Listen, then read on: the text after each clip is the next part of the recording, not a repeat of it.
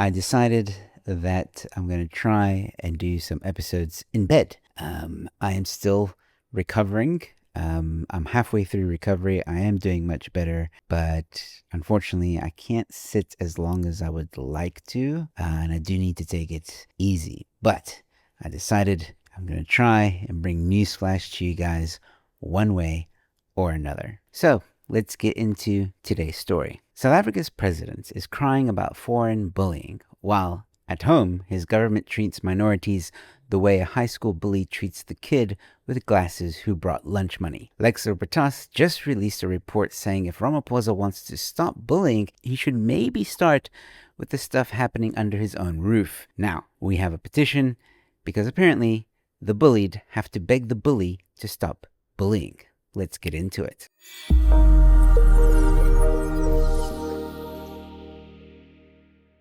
Hello, ladies and gentlemen. Welcome to Newsflash. I'm your host, Emilio. Thanks for tuning in. So here's the summary. Lex Libertas, a think tank that still believes facts matter, has launched an international campaign against what they call the persecution of minority communities in South Africa. They released a list of 10 ways the government is allegedly targeting minorities. The campaign is titled Stop the Persecution. This comes after Ramaphosa decided to accuse the United States government of bullying South Africa at the G20. He basically stood on the world stage, and pointed at Trump like a 6-year-old tattletaling and saying, "Sir, America's being mean to us." Are you f***ing serious?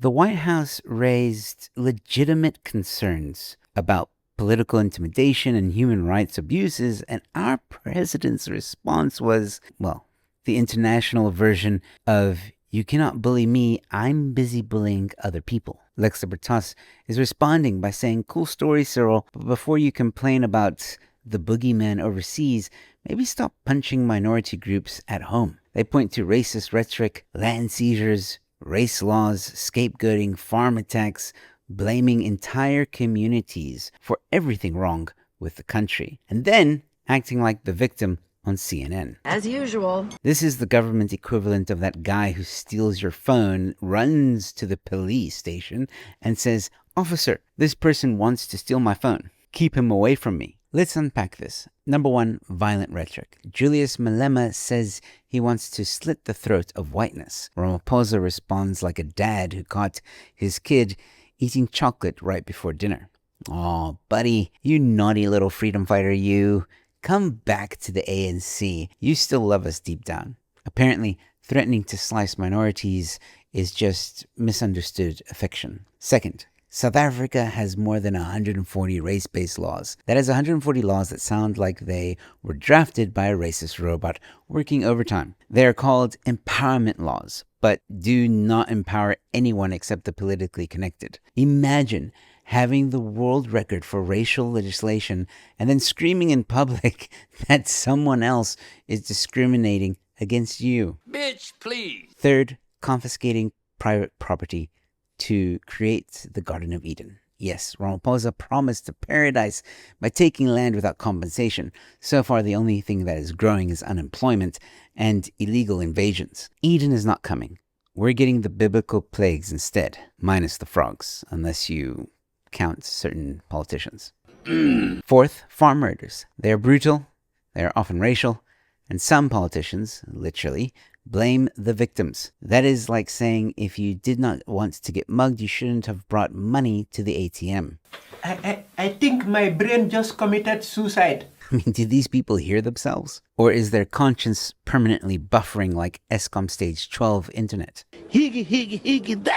Fifth, censorship and diplomatic hypocrisy. Our government loves hugging dictators. They praise governments that crush dissent, seize land, and jail minorities. Then Ramaphosa points at America and says, "Why are they bullying us?" It is like watching a guy who hangs out with gangsters complain about being judged by the neighborhood watch. This entire display would be funny if it was not real. Instead of governing, they are doing cosplay politics. The ANC plays the role of freedom fighters, even though they are now in the establishment. They still talk like they are fighting apartheid, even though they are the ones writing discriminatory laws. Now, let's talk about how this affects you. While the government is crying about global bullying, here is what regular South Africans are dealing with. If you are part of a minority community, you could be blamed for crime you did not commit, discriminated against when you try to get a job, see politicians chant for violence,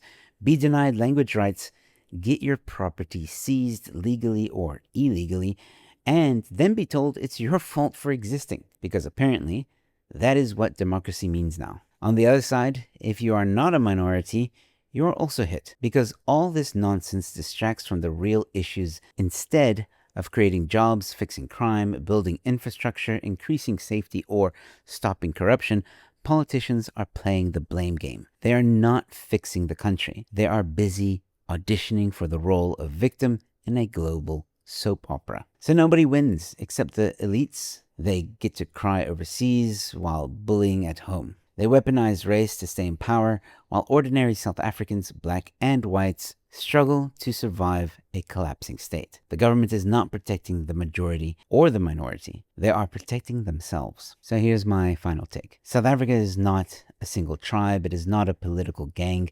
It is not one community with one voice. We are a country of many people with different languages, histories, cultures, and identities. You cannot run a country like a cult where everyone must think the same to have rights. A government that hides behind victimhood while abusing its own citizens is not a government fighting injustice. It is a government scared that its own people might wake up to the truth. And the truth is simple. Freedom belongs to everyone, or it belongs to no one.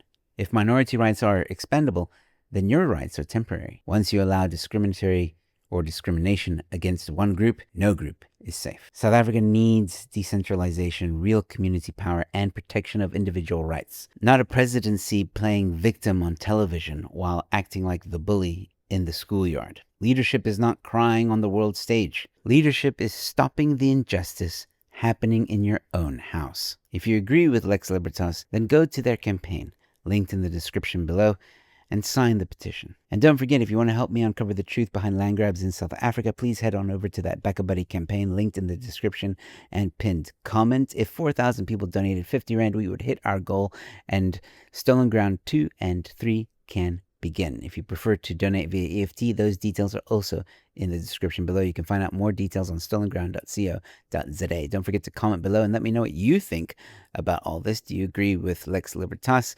No matter which platform you're watching this episode on, please drop a like, a follow, or a subscribe. You know what to do. I've got more content coming your way. It's great to be back, guys. With all that being said, thanks for watching. Your Newsflash is in.